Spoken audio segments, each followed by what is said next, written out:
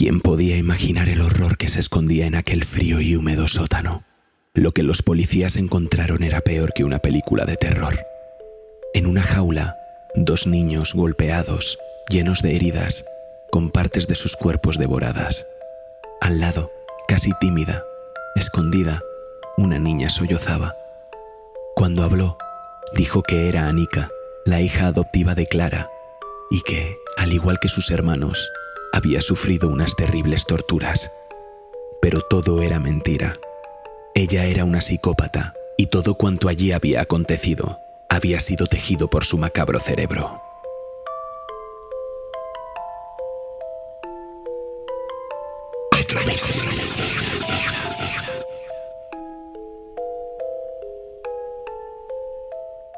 Su nombre, Barbora Skorlova. Su edad, 33 años.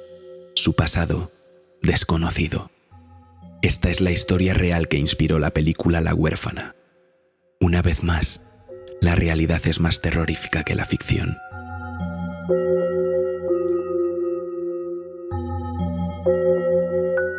De Skorlova no se sabe nada, ni padres ni familia. Una infancia borrada. Nació en lo que entonces era Checoslovaquia, afectada por una enfermedad llamada hipopituitarismo, una condición que causa una disminución anormal de las hormonas secretadas por la glándula hipófisis. En su caso, el déficit crónico en la somatotropina, la hormona del crecimiento, le permitía parecer una inocente niña eternamente. Pero los problemas de Barbora iban mucho más allá de esa enfermedad. Desde muy joven había estado internada en centros psiquiátricos, víctima de problemas mentales. El psiquiatra que la trataba declaró que ni siquiera tenía una explicación clara para los acontecimientos que sucedieron después, ni tampoco para las reacciones que Barbora tenía. Su hipótesis se inclinaba a pensar que se trataba de un trastorno mental grave de identidad, y efectivamente, Barbora tenía un trastorno de identidad múltiple, además de rasgos psicopáticos, esquizofrénicos y violentos. Pero lo que más destacaba en ella era su poder de manipulación. De alguna manera logró huir de ese psiquiátrico y comenzó a utilizar su enfermedad para su beneficio. Adoptó varias personalidades para sobrevivir, y así, bajo la apariencia de una niña de 12 años, fue pasando por varias familias. Decía que era una huérfana, que había sido maltratada. Así lograba librarse siempre de los castigos y de las autoridades. Pero el horror más absoluto comenzó a gestarse cuando conoció a Clara Mauerova.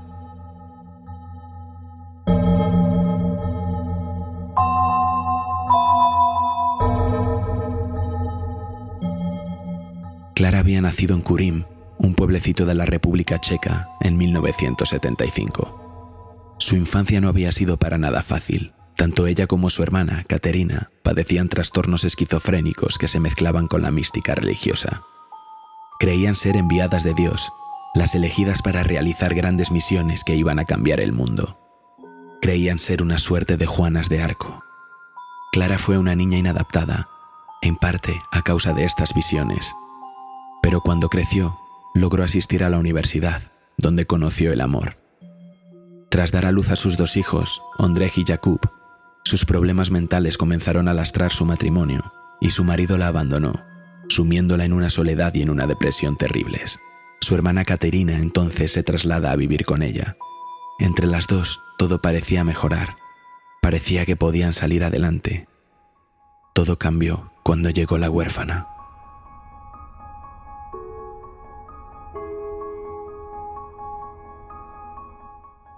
Clara estudiaba pedagogía en la universidad.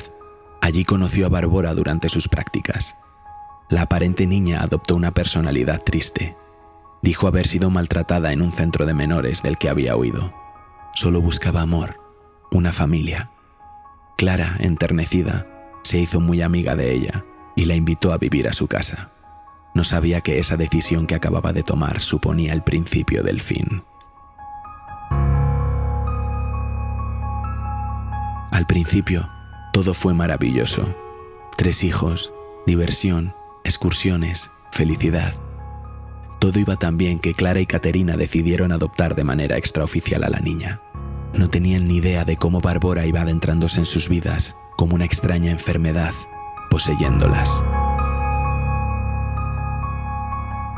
Con el poder que estaba adquiriendo, su plan comenzó a ponerse en marcha. Bárbara les habló a las hermanas del Movimiento del Grial, una secta a la que pertenecía. Este movimiento se crea en torno a unos escritos realizados por el alemán Oskar Ernst Bernhard entre los años 1923 y 1938.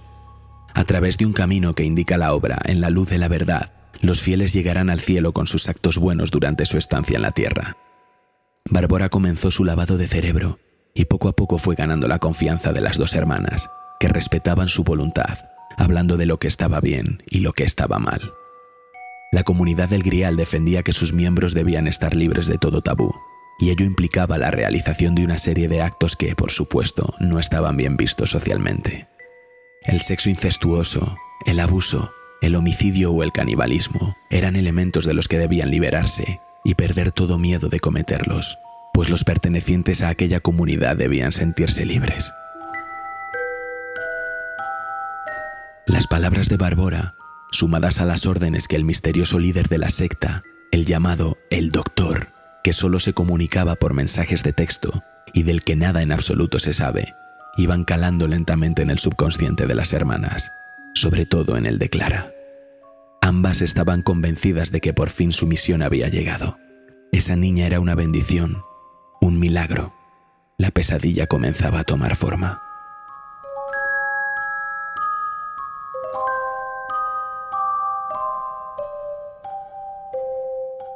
Clara siempre había sido una buena madre, cuidadosa con sus hijos, llena de amor, pero Bárbara no podía permitirlo. Los celos aparecieron, y con ellos la crueldad. Jakub y Ondrej contaban con 18 años en el momento en el que Bárbara comienza a dar rienda suelta a su malévolo plan. Harta de los niños, empieza a realizar travesuras y acusarlos a ellos de cometerlas. El enfado de las mujeres con las inocentes criaturas crecía al mismo tiempo que lo hacían los castigos.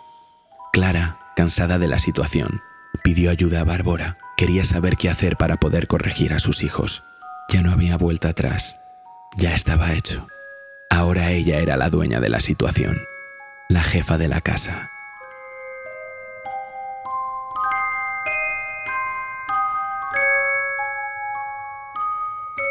Le aconsejó construir una jaula de hierro para encerrar a los niños, ya que sólo así podrían estar controlados y ellas podrían entonces llevar a cabo esas misiones divinas que tenían encomendadas.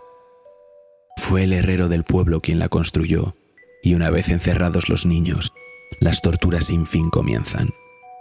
Primero fueron heridas en brazos y piernas, causadas por los cigarrillos que sobre ellos apagaban. Después, los latigazos, los golpes, los intentos de ahogamiento. Nada era suficiente.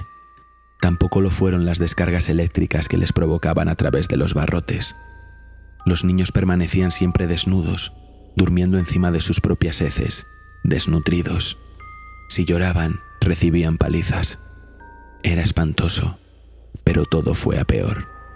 La locura de Bárbara no tenía límites, y la nueva idea de la macabra niña-mujer fue sobrealimentarlos.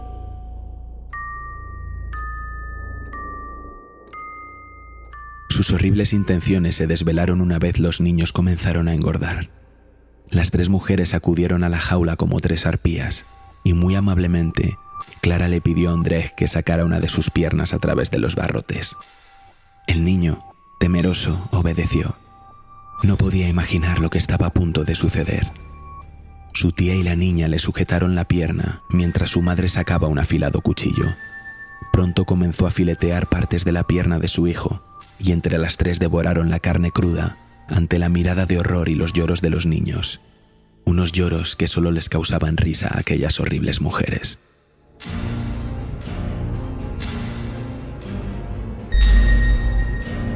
Transcurrido un mes, se dispusieron a realizar una nueva sesión de canibalismo, y esta vez era el turno de Jakub.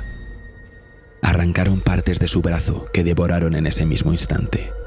Aquello se convirtió en un ritual prácticamente, y cada mes las tres mujeres realizaban aquellos actos de canibalismo, comiendo la carne de los pequeños en el mismo momento en que la cortaban. Pero Bárbara quería más. Es entonces cuando decide que hay que controlar más aún a los niños. Convence a las otras dos mujeres para comprar unas cámaras de vigilancia y las instala junto a la jaula. No sabía que eso supondría el final de aquel horror.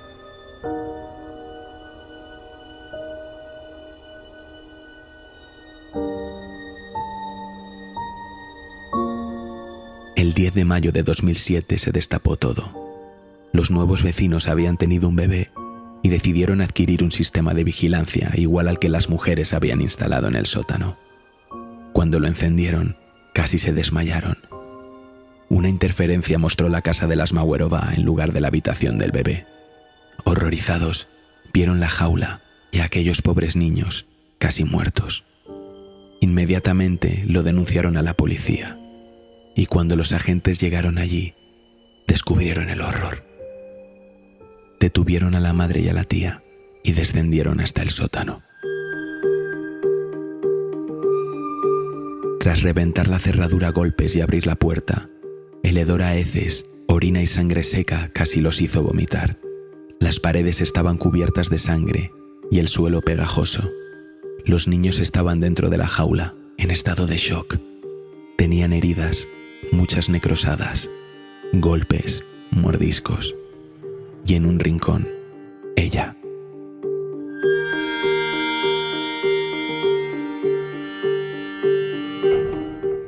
Al lado de la jaula, con la cara escondida entre sus piernas y sujetando un peluche, la niña sollozaba. Corrió llorando hacia los policías. Dijo que se llamaba Nika y afirmó ser la hija adoptiva de Clara y otra víctima de sus torturas. Gracias a ese show que los agentes creyeron y aprovechándose del traslado al hospital, logró huir del país. Los niños llegaron al centro médico, pero ya era demasiado tarde. Uno de ellos murió a causa de las heridas, pero gracias al otro se supo la verdad, la horrible verdad.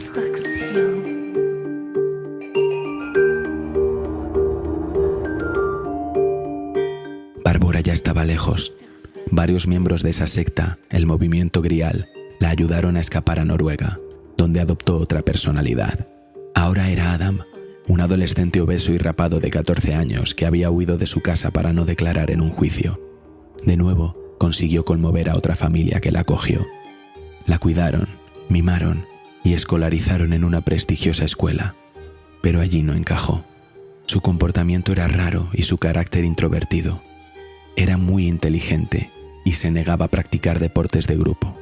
Esto acabó por delatarla. Los maestros, extrañados, comienzan a intentar indagar sobre su pasado.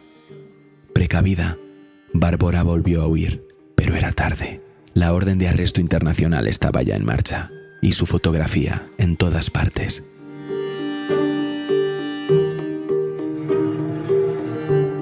Fue capturada en el norte de Noruega en el año 2008. Cuando regresó a la República Checa, intentó conmover de nuevo a la opinión pública y bajó del avión abrazada a un libro de cuentos de Navidad y un osito de peluche. Tras un largo juicio, en 2009 se conocieron las sentencias, ridículamente cortas. Clara fue condenada a 12 años de prisión y Katerina a 10. Como autora intelectual, Bárbara Skorlova debía pasar 5 años encerrada en la cárcel. En 2011, apeló y salió en libertad. Desde entonces, nadie la ha vuelto a ver. Nadie sabe dónde está. Nadie sabe cómo es. Y lo que es peor, nadie sabe quién es.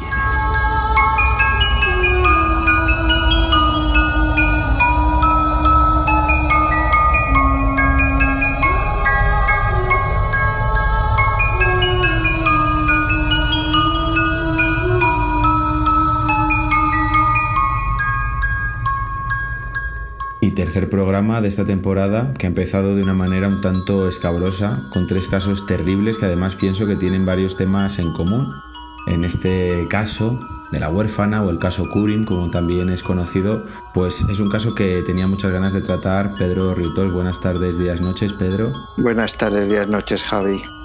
¿Tenías ganas de que hablásemos de este caso de Bárbara Skorlova? Pues fíjate que a mí es uno de los casos que más me impresionó cuando lo leí, si no creo que el que más. Uh-huh. Sí, y después de haber visto la película, claro, yo obviamente cuando vi la película no sabía que estaba basada en el caso y el proceso fue a la inversa, es decir, primero la película y luego conocí el caso, pero me parece mucho más aterrador, aunque la película me gusta bastante, pero el caso me parece completamente alocado y aterrador. a mí me parece aterrador, y de hecho es que cuando lo estuve preparando y recordando, leyendo, viendo fotos de esta persona y tal, yo que ya de por sí sufro de insomnio, aquella noche no sé si llegué a dormir 5 minutos, ¿eh? Es que da verdadero pánico el caso. Y lo primero en lo que creo que hay que centrarse y comentar antes de entrar en la figura de la huérfana propiamente dicha, es en la historia de dos de las protagonistas que quedan un poquito eclipsadas, ¿no?, por parte de Skorlova. Y estoy hablando de esas dos hermanas, de Clara y Katerina, nacidas en ese pequeño pueblo de la República Checa, en Kurim, que ya desde pequeñas pues habían manifestado ciertas señales de trastornos, ¿no? Ellas decían que tenían visiones, que tenían el mensaje de Juana de Arco, Sí. que eran elegidas, ¿no? Bueno, yo lo que he leído es que sufrían esquizofrenia, una esquizofrenia constatada, es decir, porque todo lo que estás relatando Sí. pues es una esquizofrenia al uso, ¿no? Sí, totalmente, porque ellas hablaban de una misión divina, que habían sido enviadas aquí Sí. por Dios. Y bueno, pues Clara era una niña bastante inadaptada, con esos pensamientos muy obsesivos por lo espiritual. Pues llegó a sufrir rechazo en el instituto.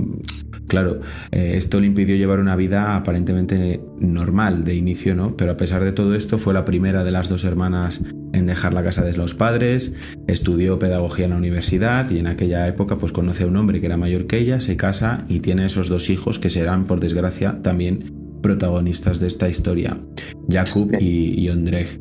No sé qué opinas tú un poquito de esto, porque en el principio de toda la historia ella fue siempre una madre muy delicada con sus hijos, muy cuidadosa, les quería muchísimo. Claro, luego vemos cómo va a cambiar todo a medida que aparece este tercer personaje. Hombre, a mí, para empezar, me parece un poco conmovedor incluso, ¿no? Porque evidentemente esta... no me acuerdo ahora el nombre, perdona. Bárbara, que siempre la llamo... Es que es Bárbara, pero... Pero a lo checo. A lo checo.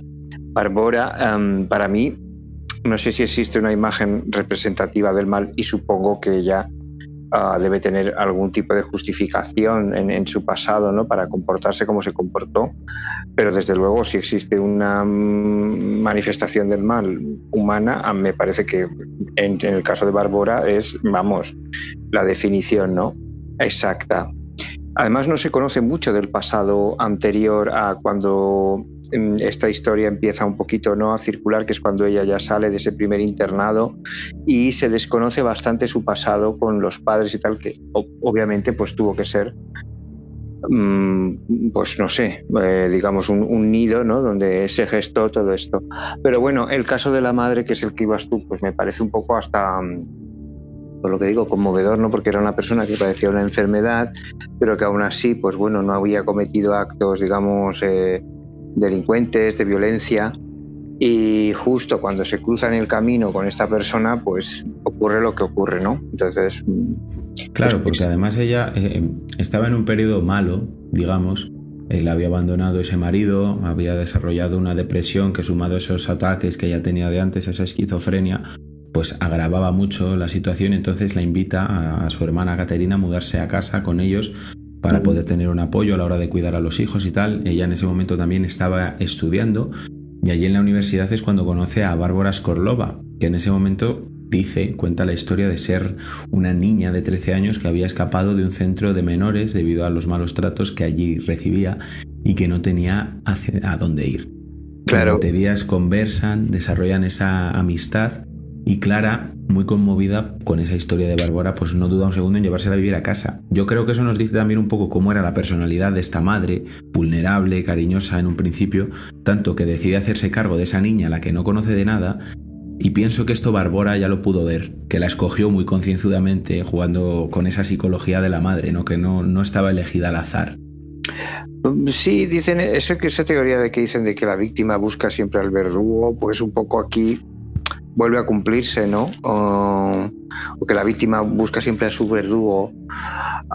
Lo que pasa que, claro, ¿quién iba a sospechar que esa chica que aparentaba tener, esa niña que aparentaba tener, no sé qué edad debía aparentar, pero... 13 años se hablaba, 13 años. Que tenía 33 porque obviamente sufrió una enfermedad complicadísima de pronunciar, que es hipopituitarismo.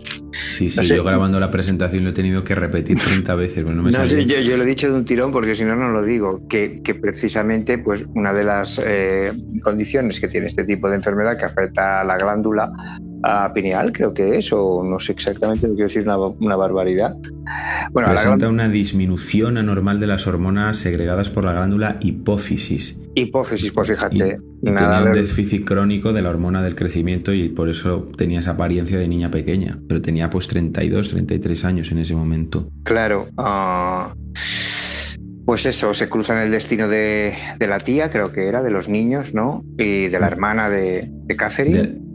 De la madre de Clara, la conoce en la universidad y claro, pues Clara la mete en casa. Sí. Y allí pues empieza a hacer bastante buenas migas con ella. La cuestión es que la meten en su casa pensando que iban a hacer una buena acción y estaban contratando los servicios del mismísimo demonio.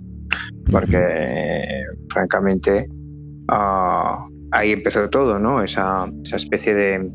Y yo decía que era conmovedor porque, bueno, esa madre, independientemente de que sufriera esquizofrenia o no, quizá la tenía de alguna manera tratada o controlada, o creo que con los años pues dejó de tener ese, digamos, o disminuyeron, ¿no? sus ataques. Sus ataques y sus alucinaciones y sus... Entonces, pero bueno, evidentemente pues se cruzó este ser en su camino y bueno, en fin. Claro que es lo que más llama la atención en este caso, ¿no? Esa huérfana, esa figura de Bárbara, un personaje maligno del que prácticamente, como tú comentabas antes, no se sabe y no se conoce nada de su pasado, que ya resulta de por sí un dato terrorífico de dónde salió esta mujer, cómo llegó allí y cómo eligió a Clara, a esa familia, y cómo llega a entrar allí, se gana esa confianza de todos los miembros de la casa. Bueno, lo complicado aquí es que incluso pudiera engañar al orfanato y que pudiera hacerse pasar por una niña de 13 años cuando tenía 30. Eso ya es francamente brutal, porque si no, no se explica. Quiero decir, si las personas que llevaban el orfanato hubieran sabido de esto, le hubieran dicho, oye, mira, esta persona tiene 30 años, sufre esta enfermedad, pero nadie sabía nada, se daba por hecho que era una niña de 13 años, entonces eso ya es alucinante. Quiero decir, la partida de nacimiento creo que se había extraviado, no sé qué es lo que había pasado, todo esto pues favoreció a que ella pues pudiera llevar su macabro plan adelante. Sí. Pero ella iba tejiendo una red que ya, al parecer, de esos pequeños detalles que se pueden obtener de su biografía, detalles muy borrosos, porque como decimos, no hay prácticamente nada, no se sabe nada de la vida de esta mujer. Ya había utilizado ese aspecto aniñado para burlar a las autoridades en alguna ocasión, incluso había llegado a vivir durante varios años con un matrimonio que la había confundido de nuevo con una niña de 12 años. El psiquiatra que trató a esta mujer pues no tenía muy claro qué es lo que la pasaba. Desde bien joven sus internamientos en psiquiátricos por problemas mentales eran muy frecuentes, se escapaba de ellos y la hipótesis de los médicos era el pensar que se trataba de un trastorno mental grave de identidad, ¿no? Entonces, si juntas un poco esto con los problemas que ya arrastraban la madre y la hermana, con esa situación de abandono del padre que ha huido, 2 niños pequeños, pues ahí comienza a gestarse ese caldo de cultivo. Esas 3 mujeres empiezan a estrechar lazos y claro, Bárbara pues tenía un enorme poder de manipulación y poco a poco pues comienza a dominar cada uno de los pasos y de las decisiones que toman Clara y su hermana. Yo no sé qué opinas tú, porque te fías de las apariencias, o sea, metes en tu casa a una persona así, a la que no conoces de nada, por mucho que sea una niña, no das parte a las autoridades, no pues sé. No tengo ni idea, porque claro, yo no soy padre, nunca he adoptado, supongo que tampoco tengo un especial, digamos, no está en mis genes, ¿no? Eso, no lo sé, quiero decir, lo que sí puedo decirte es que yo, viendo las fotografías, desde luego tiene una mirada inquietante esta chica. no sé, aunque no te digan que sufre de esta enfermedad y que en realidad tiene esta edad, hay algo en su mirada oscuro, o yo lo percibo, ¿no? Pero claro, una cosa es hablar desde las distancias. Claro, y desde el conocimiento que tenemos posterior, a lo mejor si la viésemos, porque hay una foto de antes de todo, entiendo, de una excursión de un fin de semana que salen ellos en una barca, y la niña pues ya está, bueno, la señora de 33 años ya tiene la mirada baja, perdida, como ya interpretando ese papel de pobrecita, ¿no? Entiendo yo. Sí, que además es esa imagen inquietante, porque a mí me encantan los niños, yo soy muy de estar con los niños, con mis sobrinos, jugar con ellos, ¿no? Pero estos niños como que son tan recatados y tan buenistas y tan buenitos y tan inocentes que llegan a crear el efecto contrario, ¿no? Un poco es lo que no lo sé, a mí lo que me desprende la imagen de su rostro, ¿no? Que es como esa cosa que es artificial, sabemos, es como los niños normalmente son revoltosos, juguetones, yo que sé, irreverentes, dicen lo que piensan aunque ofendan, no sé, yo a ella la veo por las fotografías que he podido ver y tal, pues que utiliza un look como muy de niña desamparada, ¿no? Que a mí precisamente me genera otro tipo de estímulos que no son precisamente positivos, no sé cómo decirlo, es como, pero claro, también puedo estar influenciado por la película, por muchas cosas, ¿no? Pero sí es cierto que su mirada no me parece una mirada tranquilizadora ni nada. Me recuerda, fíjate, cuando estaba viendo fotografías de ella y tal, me recuerda un poco el caso de Gigi y Gispi, el famosísimo caso este de la madre que tenía el síndrome de Munchausen, que obligaba a la hija a que pareciera enferma de un caso que a mí me encantaría también tratar aquí porque también es terrorífico. Fascinante.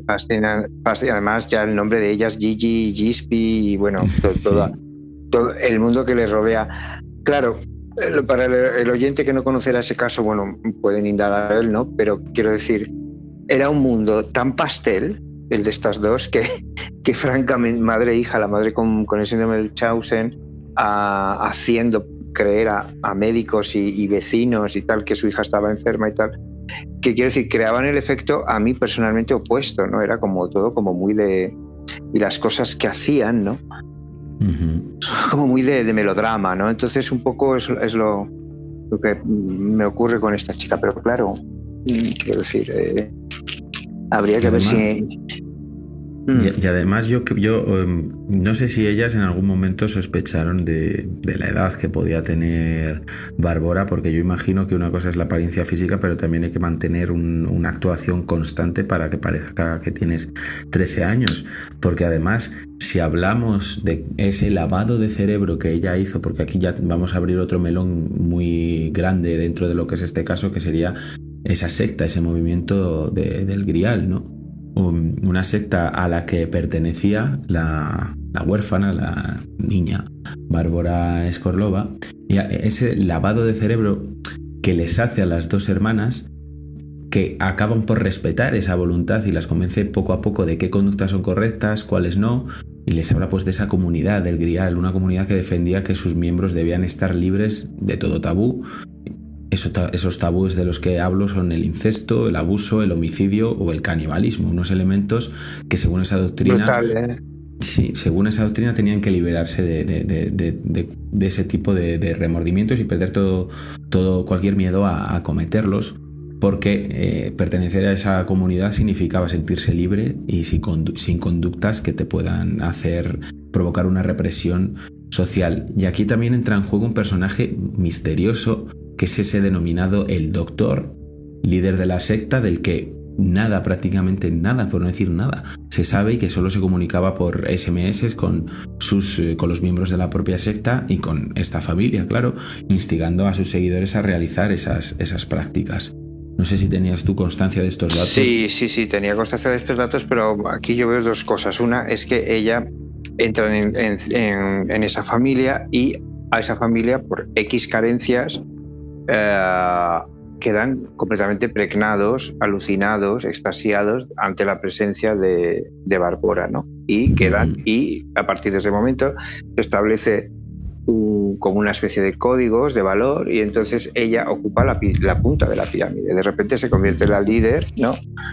Y el resto pues es el rebaño. Claro, volvemos a lo mismo, aquí las verdaderas víctimas son los niños, porque los niños no tienen decisión ni voz ni voto, están al cuidado de unos padres que tocan los que te tocan, y de repente entra este elemento en cuestión que además como que hipnotiza, ¿no? Tanto a la madre como a la hermana.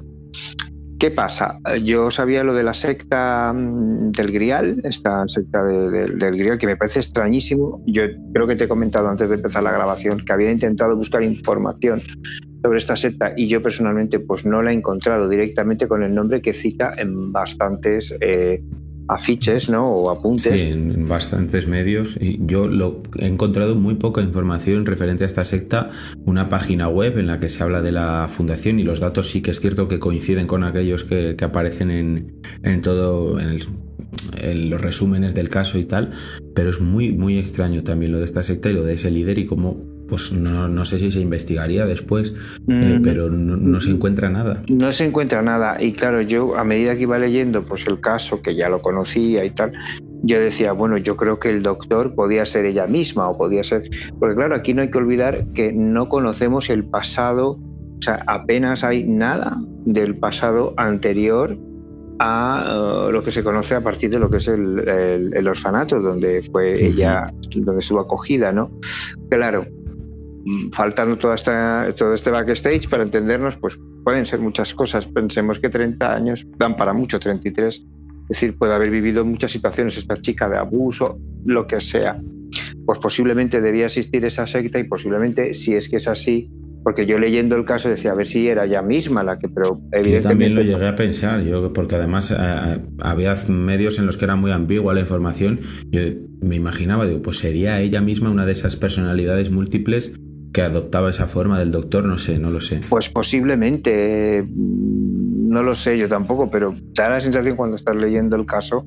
Pero bueno, vamos a fijar, como no lo sabemos, y esto es una hipótesis, que durante esos años que desconocemos del pasado de esta chica, que pueden ser 20, 25, pues bueno, entrar en contacto con este tipo de secta que por lo visto era destructiva, no, lo siguiente, porque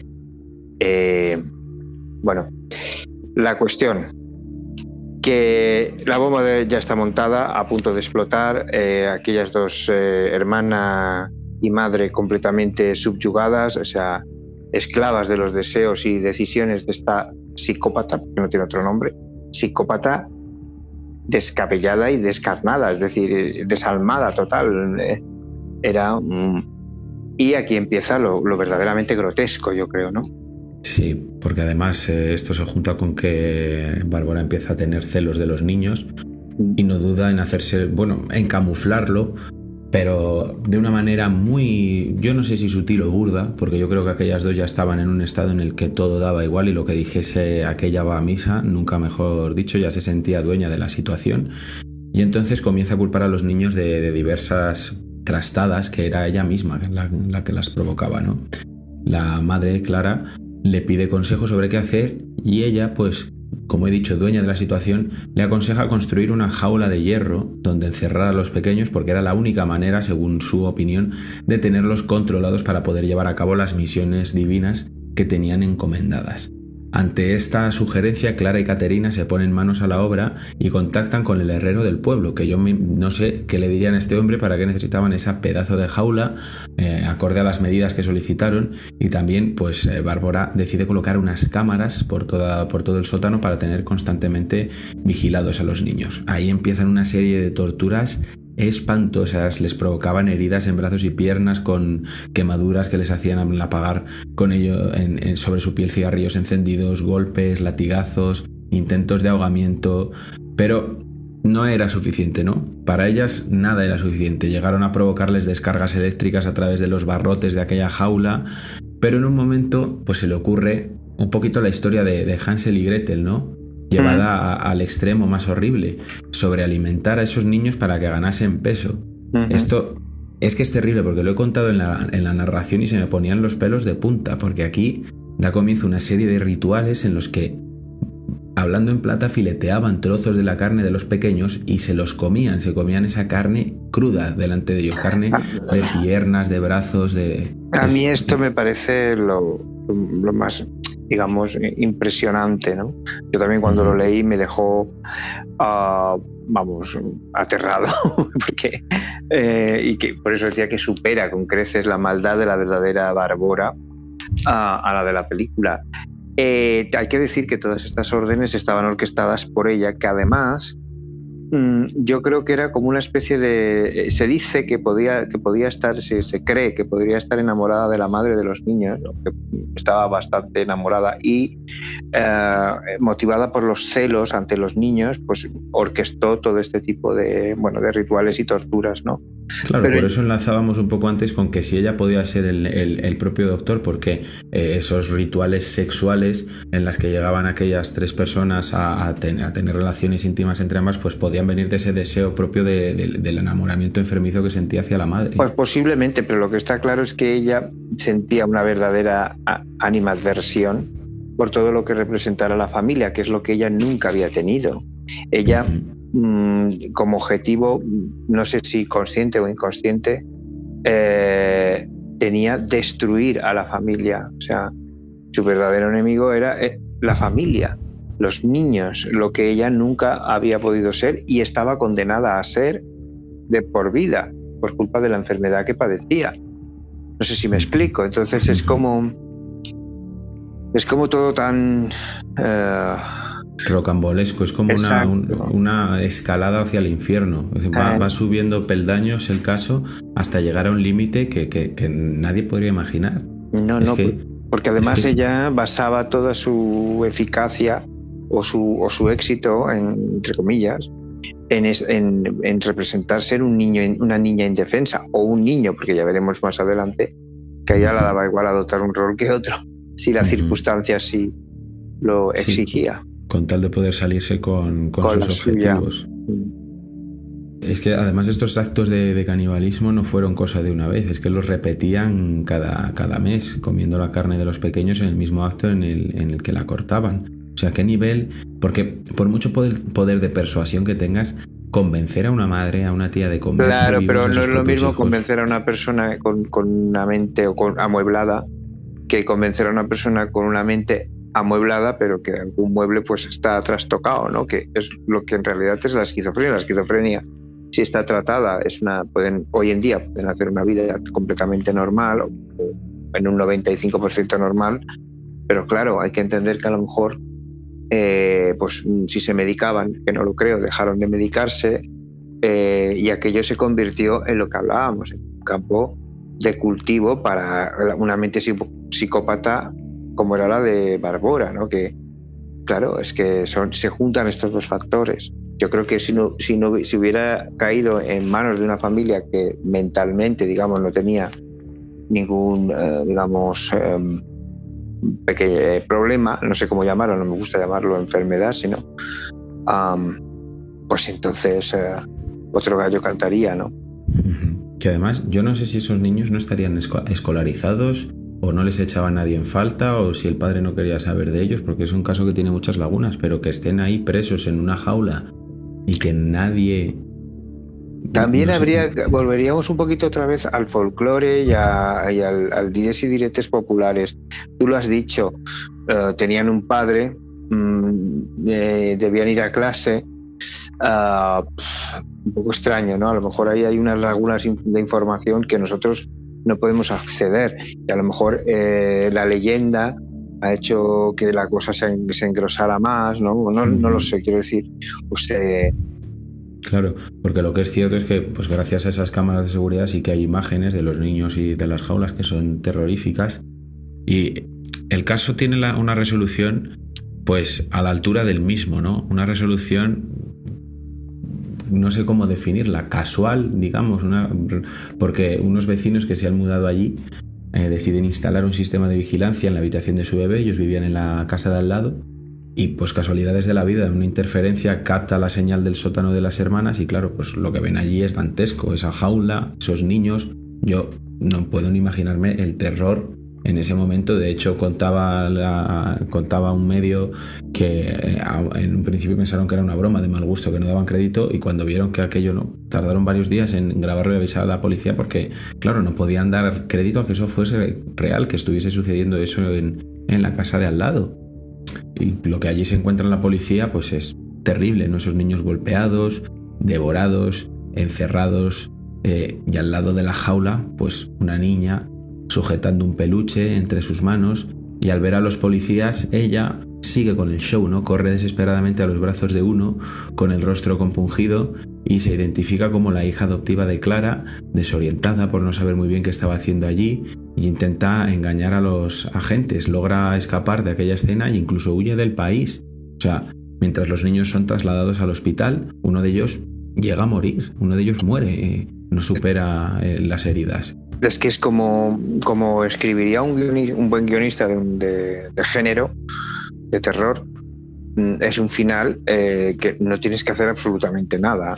Quiero decir, que ella misma se meta dentro de la jaula y finja ser una de las niñas maltratadas, con todos mis respetos, es maravilloso. Es que es un final redondo, o sea, y da una idea primero de la inteligencia y de la adaptabilidad que tiene esta, porque Bárbara evidentemente pues, sufrirá X trastornos de personalidad o esquizofrenia, no lo sé, psicosis, lo que sea. Pero era una persona muy lúcida, pero era una persona lucidísima y era una persona muy inteligente, porque rápidamente sabía cómo darle la vuelta a la tortilla. Sí, ¿no? Sí, ya. Antes también de pasar al final, es que yo no dejo de pensar en el pánico que es meter a una persona en tu casa, una niña, y que estés durante meses conviviendo con una asesina, con una mujer de 33 años. No, aquí además, a este punto de la historia, es que además daba miedo ella. Es que volvemos a lo mismo, es que fue a dar, Dios los cría y ellos se juntan aquí en este caso está clarísimo. Lo que pasa, lo triste aquí realmente, que yo creo que es lo más triste del caso, es que cuando tanto la madre como la tía volvieron en sí, debieron volver de esas alucinaciones, de esos...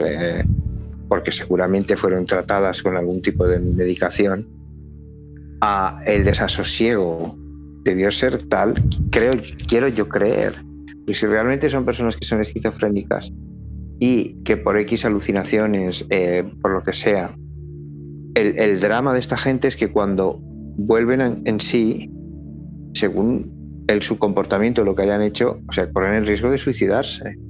Porque en el momento en el que son conscientes de lo que realmente está pasando, es terrible, ¿no? Porque la otra la otra la da completamente igual. Ella, es más, disfruta de hacer esto, se va, desaparece de aquí, ya ha hecho lo que tenía que hacer, y a otra cosa mariposa, se queda tan ancha. Pero la madre y la tía, yo creo que te queda un peso de por vida muy difícil de llevar, ¿eh? Yo creo que para mí, insuperable.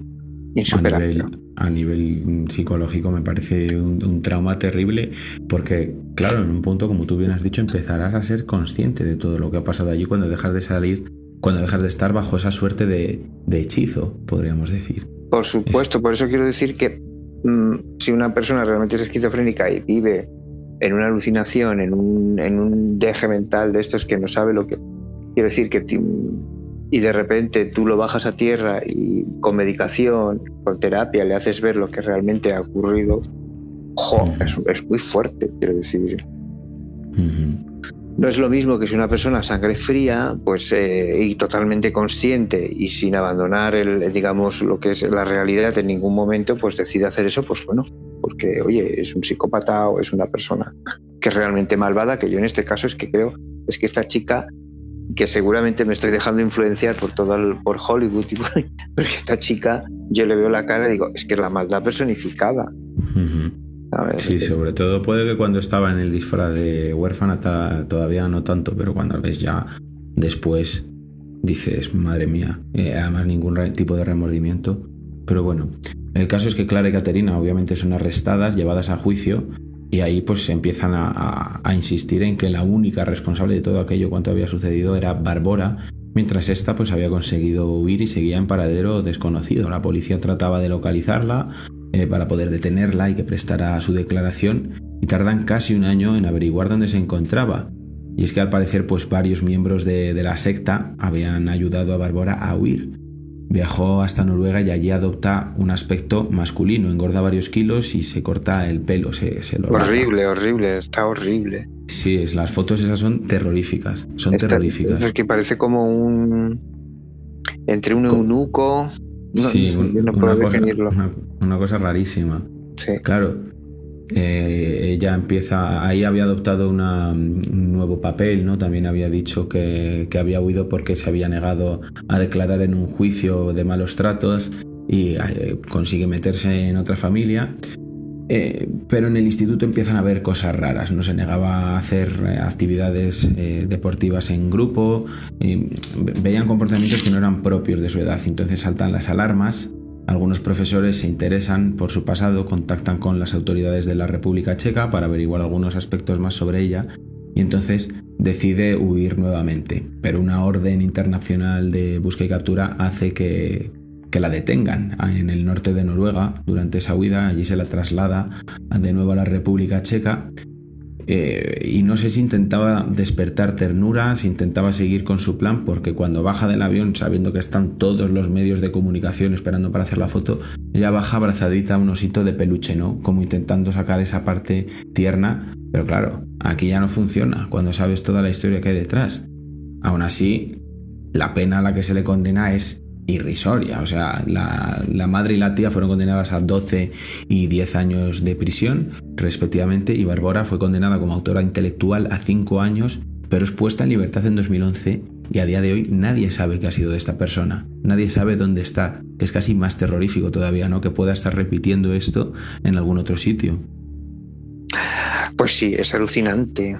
Es alucinante. Y aunque ella fuera la cabecilla un poco de todo esto, pues seguramente ya debió cubrirse bien las espaldas para que en el hipotético caso de que el plan saliera mal, pues evidentemente no la culparan a ella o la culparan con menor intensidad, digamos. Y lo que hablabas tú del episodio de ella bajando del avión con el oso, intentando dar pena, que además es que yo no sé, porque a lo mejor es que la tengo un poco de manía, pero que me la imagino a una maravillosa actriz, y que a pesar de que la gente la debía mirar con desprecio y desgana, yo creo que ella debía seguir metida en su personaje todo el tiempo, bajando del avión con el oso y tal. Y ya para rematar el remate final, que encima esté en paradero desconocido. O sea, si eso esto me parece terrorífico. Si esto no es la noche de Halloween, que baje Dios y lo vea. Quiero decir, es que esta mujer tendría que estar vigiladísima, pero no solo ella, es que la sociedad tendría que estar informadísima, es mi opinión, de dónde está esta persona, porque es un peligro con patas. Totalmente. Además es un peligro con patas y cerebro, porque tú puedes ser un peligro con patas pero sin cerebro, pero es que esta tiene un cerebro que, madre mía, ¿no? Entonces, pero bueno, yo no dicto las leyes, ¿no? Pero yo creo que es una persona que debe estar muy vigilada, y espero que así sea. Que debe estar controlada y que no sé hasta qué punto, bueno, no sé, porque aquí ya nos metemos en otros temas y en un melón que no quiero abrir, hasta qué punto una persona así puede reinsertarse en la sociedad. Pero bueno, desde luego las fotos que hay del juicio, con ella con ese nuevo look y todo, es todo terror, es un caso que pone los pelos de punta y en el que que me perdonen los psicólogos oyentes, pero yo, que creo muy poquito en la reinserción, en este caso no creo nada en la reinserción. O sea, yo creo que esta persona, sí, no sé. Lo veo un caso totalmente... Es que es terrible, además, como se habla mucho de eso, de la niña, tal, pero es que se nos olvida que aquí hay un niño que a saber qué secuelas tiene, por no hablar de otro que está muerto. Que no hay el más mínimo remordimiento. No sé, yo hay casos, pues, que digo, hay casos que, hombre, puedo pensar, yo qué sé, si es un delincuente que menor, ¿no? Que hace ciertos robos y tal, pues hombre, sí, pero ya cuando nos vamos a estos grados, un pedófilo, un violador, una persona así, no sé, yo lo veo muy complicado, lo de la reinserción, por no decir imposible.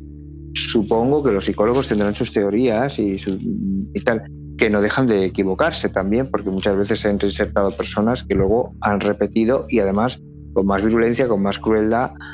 O sea, quiero decir, pero en el caso de esta señorita, de Bárbara, o esta señora...